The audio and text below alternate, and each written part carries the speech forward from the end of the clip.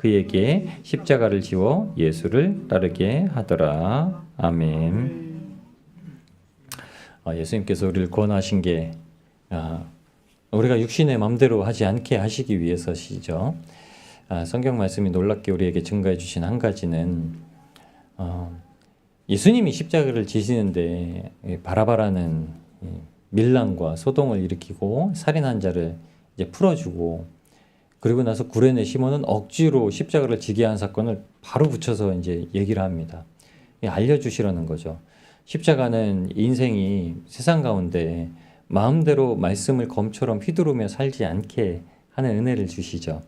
그래서 베드로가 정말 육신으로 살 때 최종적으로 했던 일이 뭔지 아시죠? 예수님을 저주하고 부인한 일이고, 그 전에 앞전에 한 일은 칼을 빼들어서 말구에 귀를 자른 일입니다. 이게 예수님이 이 땅을 완전히 회복하실 거라는 그 메시아, 통치자로서 오셨다는 걸 육신의 왕으로만 여기고 있던 삶의 모습이었습니다. 근데 예수님은 모든 만물의 창조주의 독생자이시며 근본 하나님과 근본 본체신 분으로 이 땅 가운데 오신 거예요. 사도 바울의 신앙의 고백은 정말 놀랍습니다.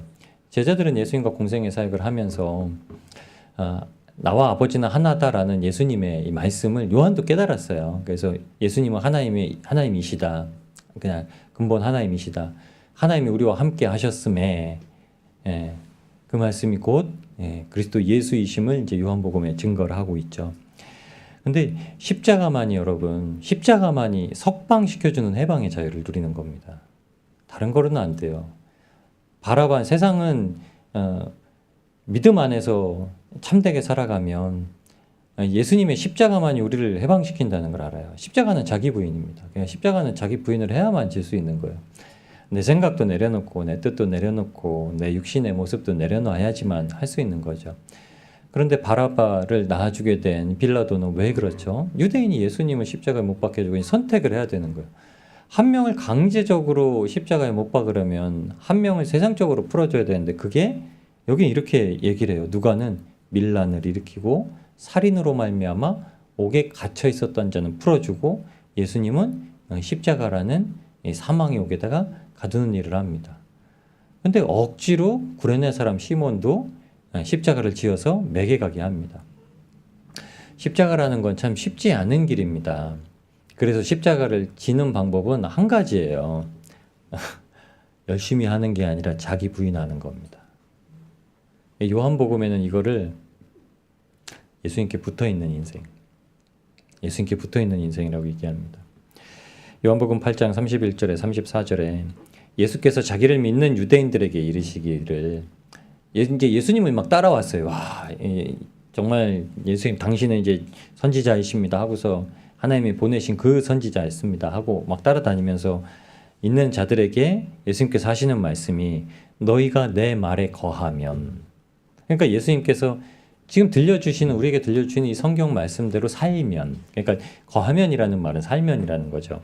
참으로 내 제자가 되고 진리를 알지니 진리가 너희를 자유롭게 하리라. 아멘. 뭐라고 얘기하죠?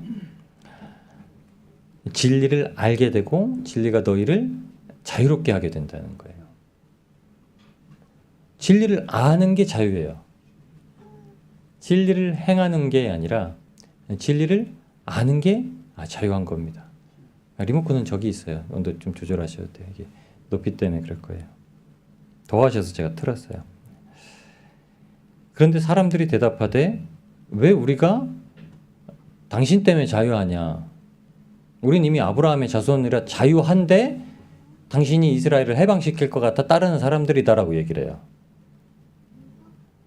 우리가 예수님을 믿는 건 우리가 알고 있는 이 피조 세계에 대해서 예수님이 우리가 원하는 대로 인생의 고역을 우리 행복의 기준으로 바꿔주신다고 하시는 말씀은 아니세요. 또 날로 힘들다라고 얘기를 할 수 있을 거예요. 막 우겨싸움을 하고 기를 쓰고 이제 막 신앙생활을 하죠.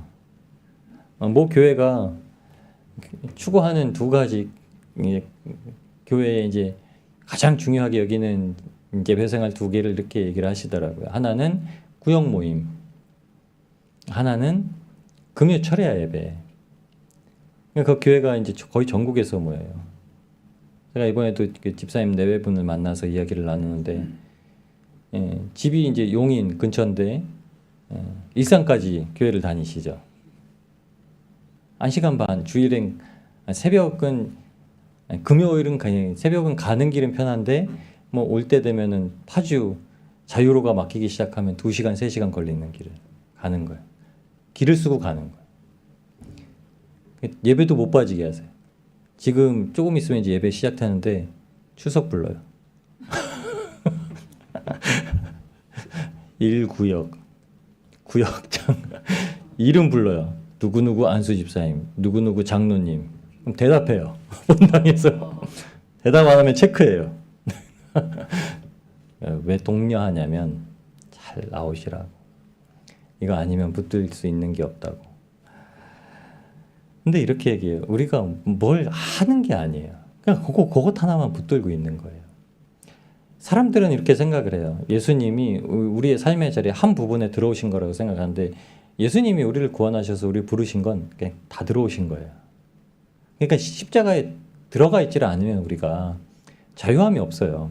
꼭 어느 거 하나는 막혀요. 아, 너무 편해요. 좋아요. 예수님 믿고 났더니 그냥 인생이 다 기뻐요. 그런데 진리 안에서 자유하다는 건 다 해방되는 거예요. 그 어느 하나가 막히는 순간이 생겨요. 근데 그 막히는 순간이 하나님의 은혜예요. 하나님이 그냥 하시는 게 아닙니다.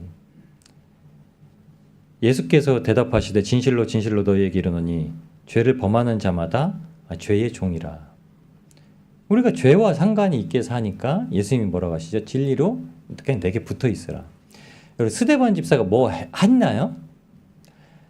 사도행전 7장에 보시면 정말 50절이 넘어가는 60절 가까이 되는 그 긴 절수에 대한 말씀이 스데반 집사가 성령에 충만한 자로 집사로 세워지고 뭐 또 성경에는 집사라고 나와 있지는 않지만 세워지고 난 후에 이렇게 스데반 집사가 뭘 했냐면 그 동족 앞에서 이제 예수님을 증거하는 거예요. 아브라함 때부터 시작해서 성경의 말씀을 들어서 그 증거하던 이가 예수님이시다라는 걸 그냥 얘기해요. 한 가지였습니다. 스데반 집사가 성령이 충만한 자로 이제 구제의 일꾼이 되어서 일을 한 것도 나오지도 않아요. 그 이후에 이제 8장에 넘어가면 빌립이 사마리아 성읍에 가서 이제 전도를 하고 광야에서 에디오피아 내시를 만났던 일이 기록됐지. 스데반은 말만 하다 죽어요. 뭘 안 해요. 근데 뭘 했죠? 예수님을 붙들고 있는 거예요. 돌에 맞으면서도 용서한 거예요. 저들이 몰라서 저럽니다. 몰라서. 여러분 우리가 전도를 하면 세상이 알아서 그러나요? 여러분 애들을 가르칠 때 애들이 알아서 그렇게 하나요? 몰라서 그래요.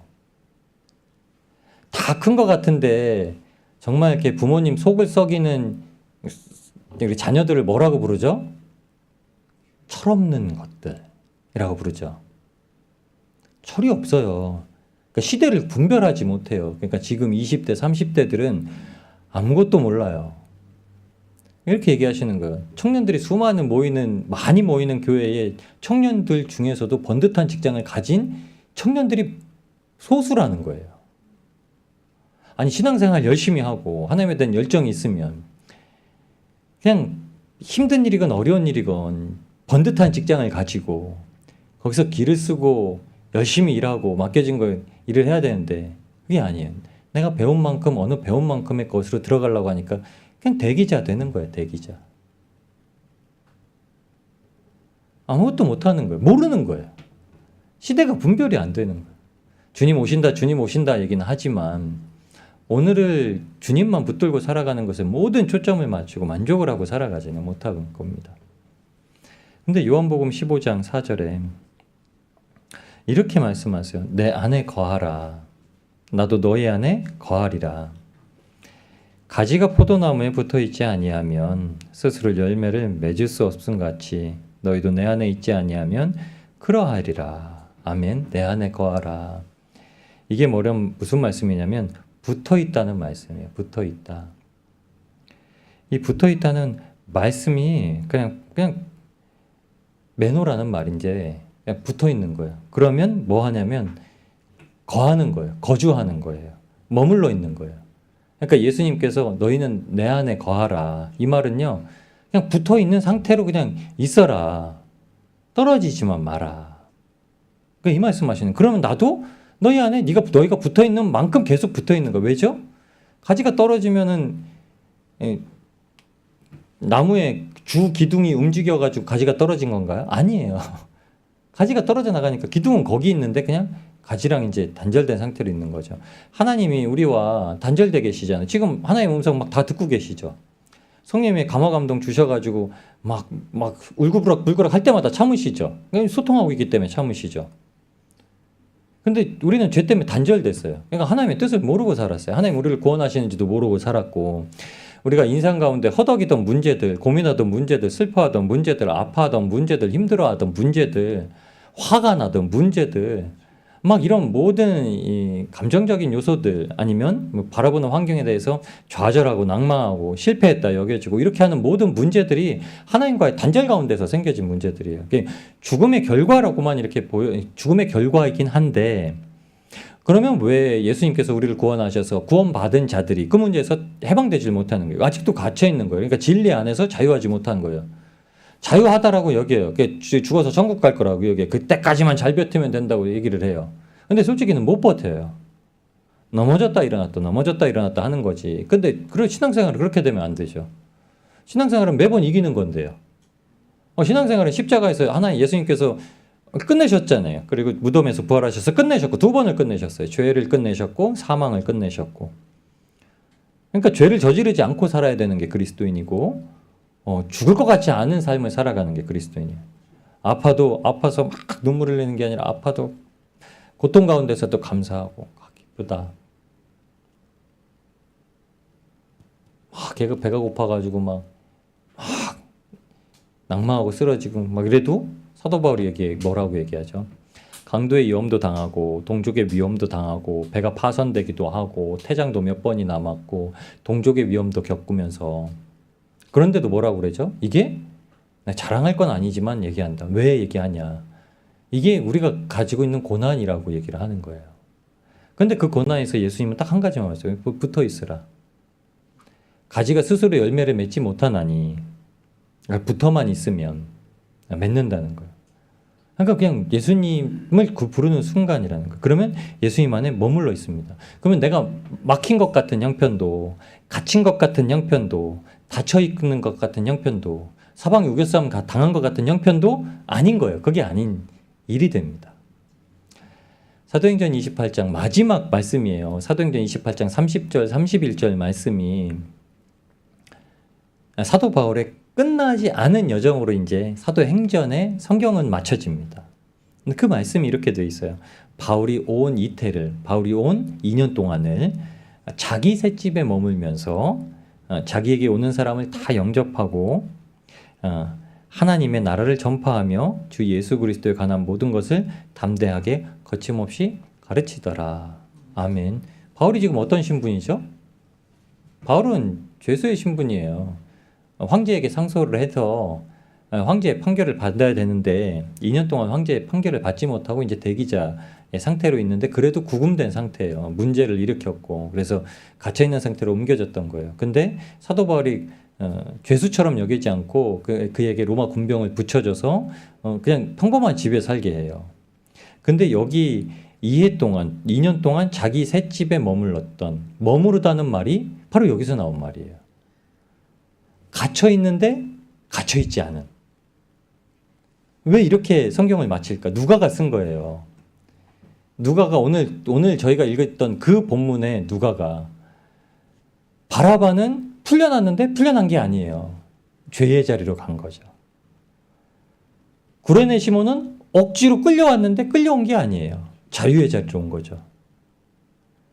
우리가 어떤 형편으로 신앙생활을 하게 됐고 또 지금 어떤 마음으로 신앙생활을 하는지 몰라도 억지로 끌려왔던 것 같은데 자유한 거고, 이걸 알면은 이제 세상에 두려울 게 없는 인생이 되는 거예요.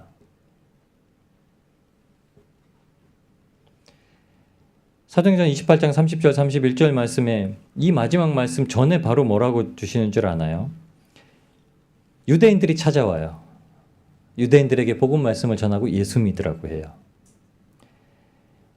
28장 31절 마지막 말씀 다시 한번 전합니다. 하나님의 나라를 전파하며, 첫 번째입니다. 주 예수 그리스도에 관한 것을 담대하고 거침없이 가르치더라. 하나님의 나라는 뭐죠? 하나님의 나라는 심판이에요. 창조와 심판, 이게 하나님의 나라입니다. 하나님이 세상을 만드셨는데 죄로 인해 타락한 당신들을, 우리를 하나님이 구원하시기 위해서 한 분을 보내주셨고, 그를 믿으면 구원받고 영생 얻고, 그를 믿지 않으면 저주받고 영벌에 처해진다라는 거예요. 그래서 이게 복음 말씀이죠. 그리고 그게 누구냐? 그게 바로 예수 그리스도다. 그럼 예수 그리스도를 믿어야 되는데, 믿는다는 게 뭔가가 우리 신앙생활이 이제 계속 자라가는 거예요. 믿음은 그냥 예수님 내 주인입니다 고백하는 게 믿는 게 아닙니다. 살아가면서 우리가 예수님 안에 붙어있고 예수님이 내 일을 다 하시는가가 믿는 거예요. 근데 이게 쌓이면 쌓이고 쌓일수록 여러분에게 준비된 상급이 큰 거예요. 10문화 맡은 자는 10고을을 다스리고요. 5문화를 맡은 자는 5고을을 거느리고요. 1문화를 맡은 자는 그래서 1문화를 그냥 고스란히 돌려드리는 자는 혼나죠. 이게 하나님의 법칙이에요. 우리가 믿는다고 다 똑같은 하나님의 은혜는, 여기서 하나님의 은혜는 다 똑같이 누려요. 보시면 하나님은 악인과 선인에게 은혜를 비와 같이 주신대요. 우리가 나쁜 못된 짓 하는 사람의 밭에는 비가 안 오고 가뭄이 들고, 착한 일 하는 사람의 그 옆에 있는 밭에는 때마다 비가 촥촥촥촥 와가지고 선악에 대한 인과응보를 받지 않아요. 신앙생활은 인과응보가 아니에요. 인과응보 아닙니다. 신앙생활은 은혜에 대한 내가 아무것도 내세울 게 없다고 하는 게 되갚음이 아니에요. 갚을 수 없는 걸 하나님의 이제 말씀에 순종하며 살아가는 겁니다. 말씀, 은혜를 받았는데, 은혜를 받아서 마음 문을 열고 주님을 주인으로 모시면 귀가 열려요. 마음이 열려요.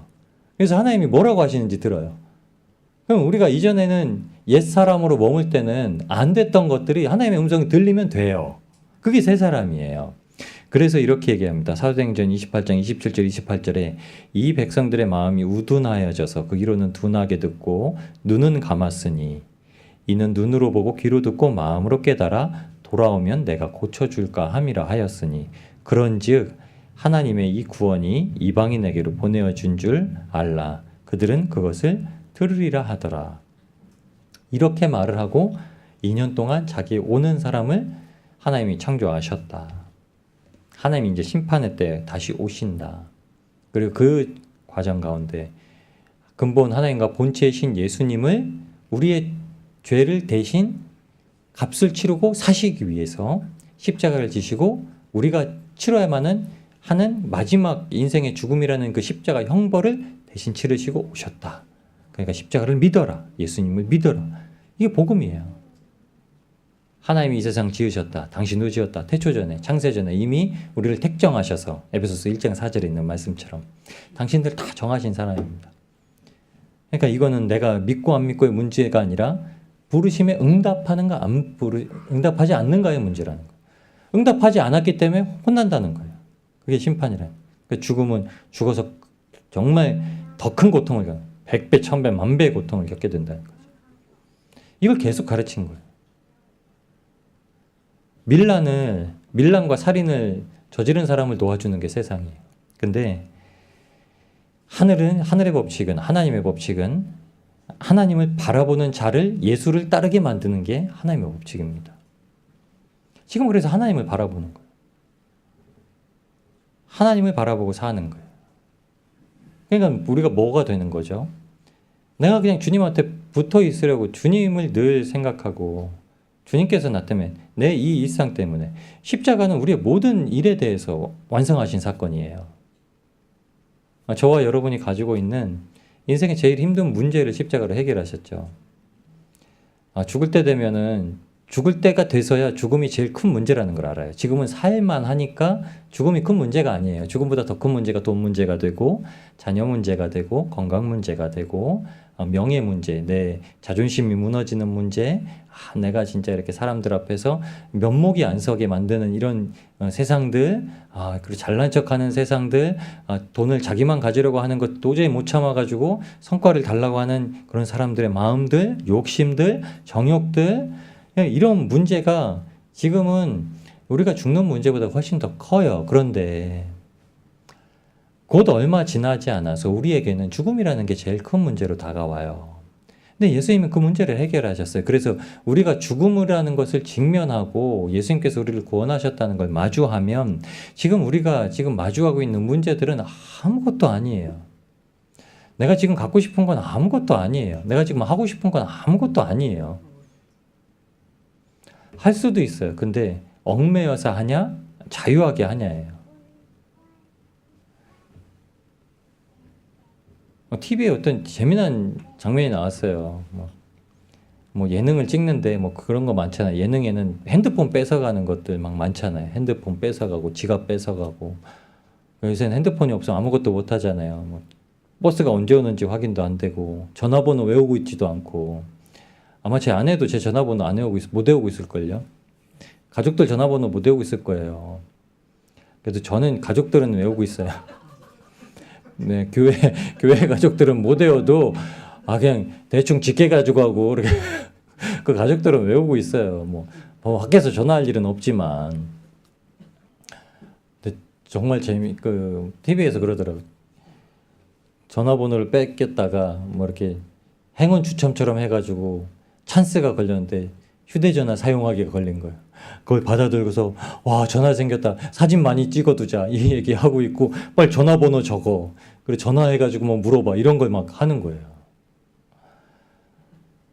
없어지면은 못 쓰게 만드는 거를 세상이 그렇게 만들어요. 사탄이 뭘 쓰죠? 사탄은 우리가 세례 요한은 하나님께 은혜를 받은 게 사탄의 법칙대로 안 살 수 있다라는 걸 가르쳐줘요. 그래서 세례 요한은 털옷을 입고 가죽띠를 메고 석청과 메뚜기로 양식을 삼고 굴에서 살아요.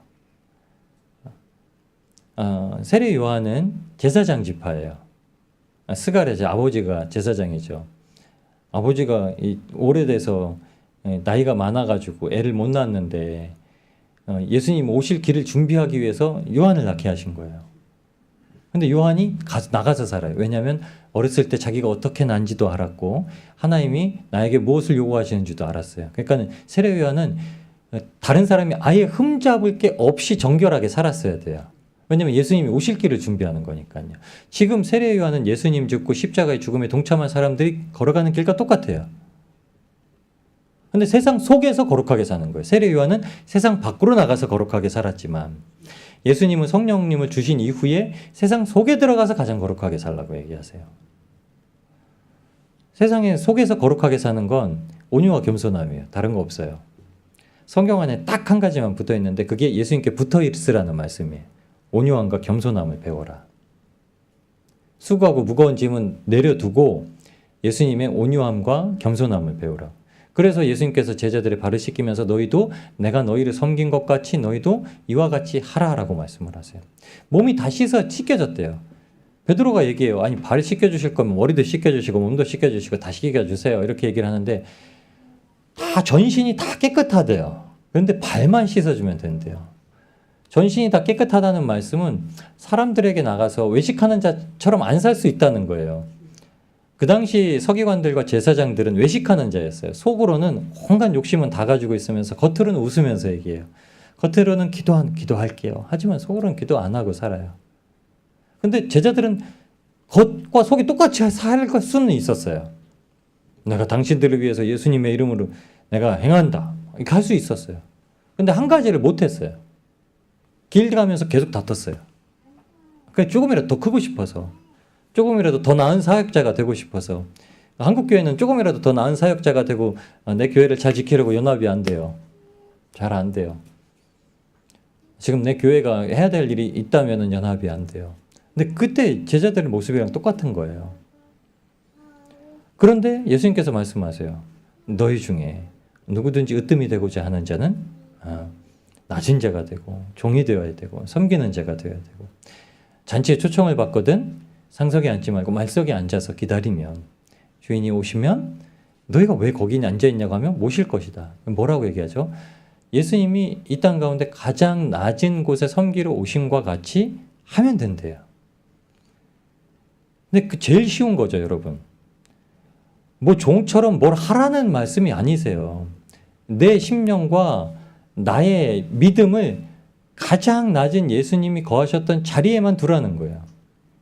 그래서 뭐라고 얘기하시죠? 남을 나보다 낮게 여겨라. 이 말씀을 빌립보 교회에 주신 거예요. 그러니까 너희 구원을 이루라. 때를 얻든지 못 얻든지 전파하라. 때를 얻든지 어떤지 전파하라고 하면 전파하는 사람이 어떤 사람들이죠? 하나님을 믿는 사람들에게야. 안 믿으면은 너희에게서 사도 바울이 사도행전 28장 마지막 절 앞에 얘기한 것처럼 유대인들이 영접을 하지 않으니까 너희는 이제 이 선지자의 예언의 말씀이 성취되었다고 이방인들에게 건너갈 거다 이렇게 얘기하지만 이방 사회에 가서는 뭐라고 하죠? 사도 바울은 이방 사회에 가서 이방인들처럼 행하면서 그들이 알지 못하는 신에게서 정말 하나님만이 유일한 신, 그리고 우상은 아무것도 아닌 헛것, 허무한 것 이라는 것을 알게 하려고 끊임없이 그들에게 얘기를 해요. 그들이 말하는 시인의 시구도 인용해서 얘기를 해요. 하나님께서 우리를 십자가에 부르신 이유는 세상 그 누구보다 자유하게 하시는 겁니다. 세상 그 누구보다 허덕이지 아니하고 급하지 아니하고 바쁘지 아니하고, 세상적으로 영적으로 바쁜 것과 세상적으로 바쁜 거는 다릅니다. 결이 달라요. 정말 전국에서 이렇게 교회를 이렇게 모이시는 분들을 마주하면 대단하세요. 근데 그런 얘기를 하세요. 제가 집사님 네 분하고도 얘기를 나누면서 너무 기뻤던 게 너무 좋다는 거예요. 뭐라고 얘기하시는 줄 아세요? 너무 좋대요. 금요일날 예배 가는 게 너무 좋고. 그러니까 그분이 저희 이제 세미나를 이제 집 근처라고 네 분이 이제 스텝으로 섬겨드리러 오셨던 거예요. 너무 좋대요. 그 말을 듣는 제가 그냥 좋더라고요. 그래서 이렇게 식사를 나누면서 이제 얘기를 잠깐 나눴었습니다. 저희가 창세기를 다시 보시면서 요셉이 왜 어떻게 형통한 자일까? 하나님과 동행하면서 어떻게 형통한 자일까? 정말 재미나게 성경에서 얘기를 하는데 요셉이 너무 친해졌나 봐요. 요셉이 갇혔던 옥은 실제로는 요셉이 첫 번째 형들에게 떨어졌던 구덩이는 물 없는 곳이에요. 그러니까 이곳이 어느 곳이냐면 인생이 다 막혀 있어서 하나님의 은혜만 구할 수 있는, 그러니까 내게 다 부인돼. 아무것도 할 수 있는 게 없는 거예요. 그러니까 자기는 완전히 부인되고 하나님의 주권만 이제 소망이 되는. 그러니까 요셉이 그 구덩이에 떨어졌을 때 소망은 딱 한 가지예요. 하나님이 형들을 내게 절하게 하시고 또 해와 달과 11별이 내게 절하게 할 거라는 꿈. 근데 지금 여기서 이렇게 끝나면은 하나님이 거짓말 하시는 분이잖아요. 그러니까는 이 상황이 절망이 아니라 안 믿어지는 상황이죠. 이 상황은 끝이 아니다라는 거 아는 거죠. 요셉이 왜 형통한 줄 아세요? 하나님의 말씀이 꼭 이루어진다라는 걸 믿었기 때문에 지금 절망이 아닌 거예요. 그 순간 뭐가 되냐면 하나님 진짜 이루실 거야. 그러니까 내가 지금 나 여기서 죽는 거 아니야? 이런 생각은 정말 쓸데없는 생각이야. 여기서 내가 사자한테 물어뜯기는 거 아니야? 이건 완전히 거짓에 사로잡히는 거야. 이렇게 생각을 하게 되는 거야. 자기 부인이에요. 이거 큰일 나는 거 아니야? 여러분 큰일 안 나세요. 우리가 육신으로는 어떤 일을 마주하실 수도 있어요. 근데 여러분 주 안에 있는 나에게 큰일이 아니에요. 아프셔도 큰일 아니고 사고 나셔도 큰일 아니고 갑자기 어떤 일이 벌어져도 큰일이 아닙니다. 우리는 그래서 뭐가 필요하죠? 믿음 안에 서 있구나. 우리 장로님과 권사님과 우리 안수 집사님과 집사님과 우리 청년들이 예수님을 잘 믿고 있으면 어떤 일을 만나든지 문제가 아니에요. 그건 그냥 기도해요. 딱 한 가지예요. 이 일을 주님께서 일하시고자 하시는 대로 믿고 기다리기만 해주세요.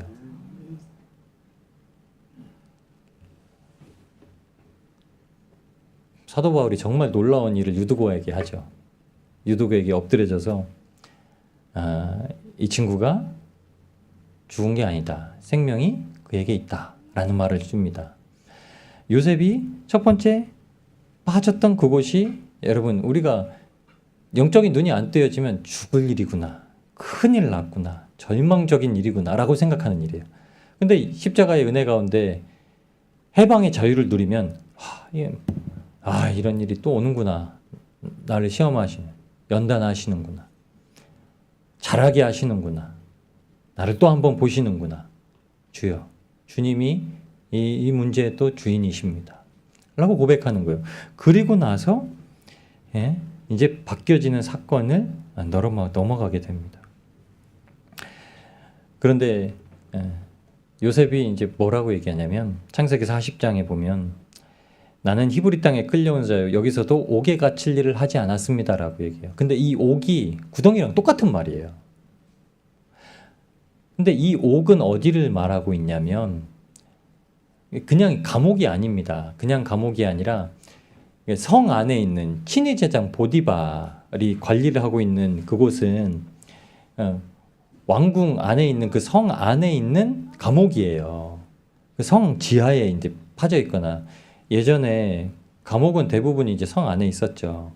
그리고 무인도처럼 사도 요한이 이렇게 완전히 보내지는 그런 곳은 이제 그냥 유배 보내는 정도가 아니라 이제 거기 가서 죽어라라고 하는 보내는 거예요. 근데 이 옥에 갇혀 있는 거는 아직 심판하신 형벌의 때가 남아 있는 거예요. 그러니까 하나님의 손에 맡겨드리는 때예요. 살든지 죽든지. 그러니까 거기서 요셉이 꿈 해석을 하죠. 그러니까 하나님이 뜻대로 사는 거예요. 이 사람들이 잘하고 못해서 빵 맡은 관원장과 술 맡은 관원장이 둘이 뭐 더 잘하는 게 없어요. 둘 다 똑같이 죄를 저질렀어요. 아마 둘 다 뭐 왕을 모살하려고 했던지 둘 다 그 누가 모살하려고 했던 거를 이렇게 잘 파악을 못 해가지고 뭘 했던 실수였던지. 근데 둘이 차등에 죄를 저지른 사람들이 아니에요. 똑같아요. 그런데 한 사람은 꿈을 꿨는데 하나님께서 해석이 하나님께 있다고 하니까 산다라고 하고 한 사람은 죽는다고 해요. 생사의 여탈권을 하나님이 가지고 계신 거예요. 그리고 그 뜻대로 돼요. 그러면서 하는 말이 요셉이 나는 옥에 갇힐 일을 하지 않았습니다. 그러니까 지금 이 물 없는 곳 여전히 내가 이렇게 부인되어져야 할 만한 일을 하지 않았습니다. 왜 나중에 형들에게 던져졌던 구덩이와 똑같은 표현을 쓰는지가 우리가 보셔야 돼요. 요셉이 보디발의 집에 가서 이제 비로소 하나님과 함께해서 형통한 자라는 말을 합니다. 요셉이 이미 구덩이에서 하나님의 꿈이 반드시 이루어진다라는 언약의 담대한 신앙을 가졌어요. 십자가 신앙을 가졌어요. 여러분, 우리가 십자가 붙들고 있으면 우리는 죽어서 천국 가죠. 그런데 죽어서만 천국 가는 게 아닙니다. 하나님은 이 땅 가운데 우리를 그리스도인으로 세우신 건 예수님을 증거하는 증인으로 세우신 거예요. 그래서 순교를 하든지 100배의 결실을 맺든지 둘 중에 하나예요. 스데반처럼 말만 하다가 죽든지 사도들처럼 나가서 이 땅 저 땅 밟으면서 복음 전하면서 많은 열매를 맺든지 둘 중에 하나입니다. 이게 증인이에요. 근데 그 열매는 우리가 눈으로 보여지는 전도왕의 열매가 아니라 내가 얼마만큼 예수 그리스도의 이름을 믿고 그거를 온전히 신뢰해서 전하느냐예요. 아무런 한 명의 열매를 맺는 사람이 없는데 이 사람이 좌절하고 낙심해가지고 천국 가서 하나님께서 너는 저 큰 성에 들어가라. 주여 우리가 아무것도 하지 않았습니다. 예수님이 하시는 말씀이에요. 네가 이 소자 하나에게 한 것이 내게 대하여 한 것이라. 주님이 이거로 약속하여 말씀하신다고 하셨어요.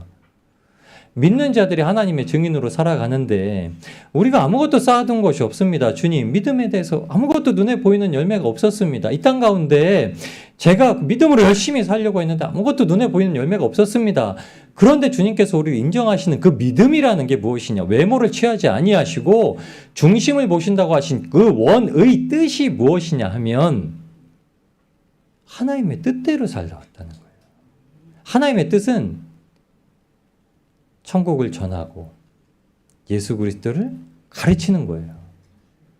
아니, 우리가 뭘 예수님을 얼마나 아니면 알아서 뭐 석학처럼 얘기를 하겠다고 아닙니다. 예수님이 유일한 하나님의 독생자 아들이요.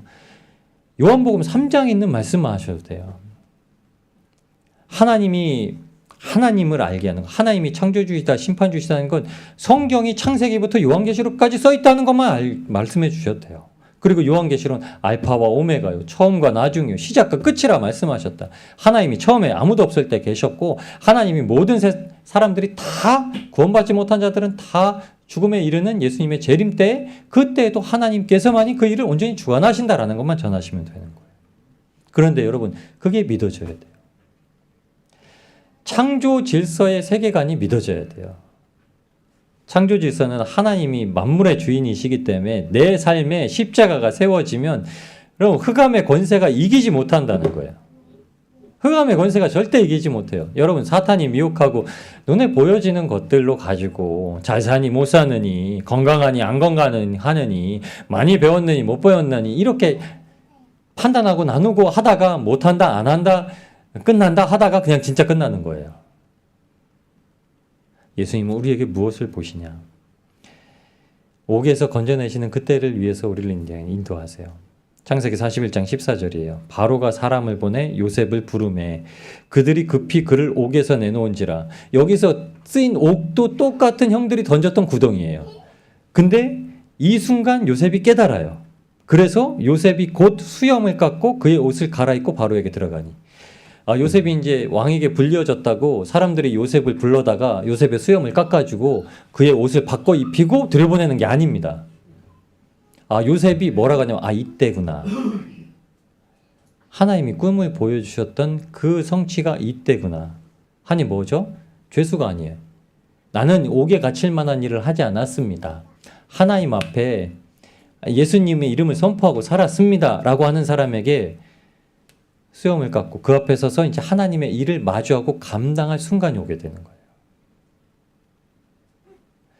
구레네 사람 시몬이 억지로 십자가에, 이 사람은 이제 구레네라는 지역에서, 아프리카 지역에서 유월절을 지키기 위해서 온 사람입니다. 이 사람이 이제 유대인일 가능성이 크고 유대인이 아니면 또 회심한 이방인일 수도 있습니다. 그런데 이게 명절을 지키러 온 거예요. 명절을 지키러 왔는데 예수님을 믿는 게 아닙니다. 그런데 이 사람을 데려다가 하나님께서 억지로 예수님의 십자가를 지게 만들어요. 이게 택하신 거예요. 그리고 그의 아들들이 이제 예수님의 아주 훌륭한 제자가 됩니다. 알렉산더 루포라는 이름으로 이제 성경 안에 기록이 돼요. 주님께서 세우셔서 부르신 인생이, 구레네 시몬이 처음에 그 십자가를 질 때는 얼마나 억울했겠어요. 이게 뭔 일이야. 내가 저 먼 곳에서 명절 지키러 왔다고 이게 뭔 일이야. 우리가 예수님 믿고 인생을 바라보는데 인생이 변한 게 없어 보여요. 이게 뭔 일이야. 예수님 믿으면 좋다며, 보기 때문에, 바뀐다며, 새로운 피조물 된다며. 새로운 피조물이 어떻게 그냥 되나요? 새로운 피조물은 자기 부인이 되고 되는 겁니다. 여러분, 내가 이전과 똑같이 그대로 살고 있다는 건 내가 아직 예수님 못 붙들고 계신 거예요. 예수님이 지금 우리 옆에 계신 걸 못 붙들고 계신 거예요. 예수님은 임마누엘 하세요. 예수님은 임마누엘, 예수님의 존재, 현존은, 임재하심은 여전히 내 옆에 계시다는 거예요. 어느 순간도 여러분 옆에 계세요. 일을 하실 때도, 식사를 하실 때도, 쉬실 때도, 내 순간 어려운 문제를 마주할 때로, 아니면 쉬운 문제를 마주할 때, 기쁜 문제를 마주할 때, 슬픈 문제를 마주할 때도. 그런데 모든 문제를 마주하고 모든 상황을 마주할 때 예수님이 옆에 계시니까 뭐가 되는 거죠? 그게 다 천국으로 화하는 거예요. 천국으로 화하도다. 찬송가에 식구를 붙인 사람이 믿음에 자기 간증을 표현한 겁니다. 그냥 그렇다고 표현한 게 아니에요. 교리를 표현한 게 아닙니다. 이게 내가 안 믿어지는 부분들에 대해서 말한 게 아닙니다. 내가 믿어지는 부분에 대해서만 얘기하는 거예요. 십자가를 지는 훈련을 뭐라고 하시냐면 남을 용서하는 걸 배우게 하시는 훈련이에요. 예수님이 왜 용서를 강조하시고 제자들에게 용서를 말씀하시는지 아세요? 죄는 용서를 못해요. 죄는 용서를 받지 못하기 때문에 용서를 못해요. 근데 죄 문제가 해결되면 용서를 받았기 때문에 용서를 할 수 있습니다. 사탄은 용서를 몰라요. 그러니까 사탄이 주는 얘기는 용서를 권면할 수도 없어요. 사탄은 한번 형벌을 받았으면 이제 육으로 십자가의 대속의 은혜로 이제 해결되지가 않습니다. 그러니까 영의 존재는 한번 형벌받은 끝이에요. 그러니까 그가 이 땅에 공중권세된 자로 왔어요. 용서받지 못하니까 모르는 게 한 가지가 있어요. 사탄은 용서를 몰라요. 하나님도 알아요. 영의 세계도 알아요. 사탄은요. 근데 용서를 몰라요. 불의 형벌도 알아요. 나중에 지옥에 먼저 지옥문이 열릴 때 사탄 먼저 들어가요. 순서대로 들어가요. 제일 나쁜 놈, 제일 우두머리. 사탄은 우두머리예요. 마귀, 그 다음에 참소하는 자. 똑같은 존재예요. 그리고 그 추종자들, 귀신들. 그리고 누가 들어가죠? 거짓말하는 자들, 두려워하는 자들. 이게 사탄에게 결박된 거죠. 그러니까 뭘 배우게 하시죠?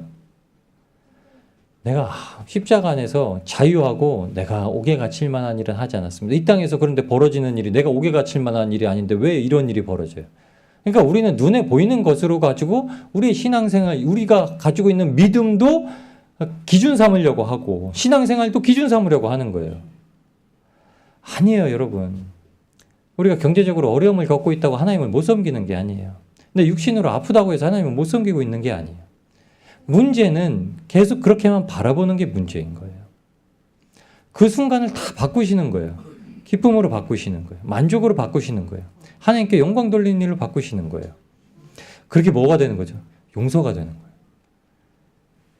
요셉이 뭘 깨달았는지 아시죠? 용서하는 거예요. 십자가가 뭘 상징하죠? 용서예요. 왜 자기 부인이라고 하죠? 용서를 못하니까요. 자기가 부인돼야 용서를 하죠. 내가 절대 용서 못해. 당신은 내가 절대 용서 안 해. 뭘 용서를 안 해요? 법조인도 아니고 법의 형벌권도 안 가지고 있는데 뭘 용서를 못 해요? 그냥 내 마음만 닫아두는 거지. 여러분, 용서를 못하는 건 내 마음만 닫아두는 거예요. 죄는 내 마음의 문을 꽁꽁 닫아둬요. 이게 눈이 못 열렸다고 하는 사도 바울이 유대인들에게 왜 예수님의 십자가 용서를 받고 용서하라고 했는데 용서를 못하냐. 유대인들에게 하는 말이 우리에게도 하는 말씀이세요. 그래서 나중에 요셉이 깨달았죠. 형들이 아버지가 죽고 나자 이제 요셉이 어떻게 할까 봐 아버지의 유언은 우리를 잘 보살피라고 했다 이 말이든. 근데 요셉이 한탄을 해요. 형들은 여전히 하나님의 뜻을 모른다. 형들은 여전히 예수 그리스도의 십자가의 구원의 의미를 모른다. 형들은 여전히 그것 때문에 두려워하고 있다. 나는 당신들을 용서할 수 있는 게 아닙니다. 하나님께서 나를 보내신 목적은 나를 연단하시고 나를 만들어 세우셔서 우리 가족을 구원케 하시고자 함이시지. 그래서 나는 형들을 용서할 게 없습니다. 라고 얘기해요. 십자가가 왜 우리 안에 들어와야 되는지, 왜 우리 안에 세워져야 되는지. 여러분, 사랑은 용서의 완성이에요. 믿음, 소망, 사랑 이 중에 제일은 사랑이라는 말씀 왜 하죠? 믿음 가지고 있어도 용서 못하면 끝이에요. 소망 가지고 있어도 용서 못하면 끝이에요. 근데 사랑 가지고 있으면 용서를 안 할 수가 없어요. 그러니까 세상에서 나오는 문제들이 어떻죠? 문제가 아닌 거예요. 용서 안 할 수 있는 게 없으니까. 다 용서할 수 있으니까 문제가 아니에요. 더 이상 문제가 아니에요. 환경도 사람도 그럼 뭘로 용서가 되는 거죠? 내가 용서하는 게 아니라니까요. 우리가 용서한 것 같이 우리 죄를 사하여 주옵시고. 그래서 뭘 하죠? 예수 그리스도의 이름으로 일어나 걸어라. 예수 그리스도의 이름으로 명하노니 더러운 귀신아 떠나가라. 예수 그리스도의 이름으로 명하노니 열병아 떠나가라. 이게 거기에서 나오는 겁니다. 여러분, 십자가만이 그 해방의 자유를 주시는 거예요. 완전한 석방의자예요. 죄의 종노릇하는 죄의 옥에 갇혀있던 우리를 완전히 풀어내는 자유를 주신 겁니다.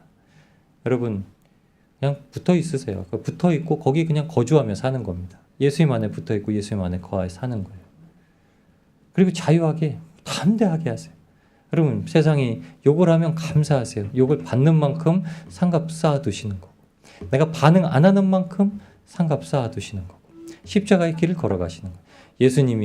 예수님은 십자가 채찍질 당하실 때에 얼굴에 침뱉음 받으시기까지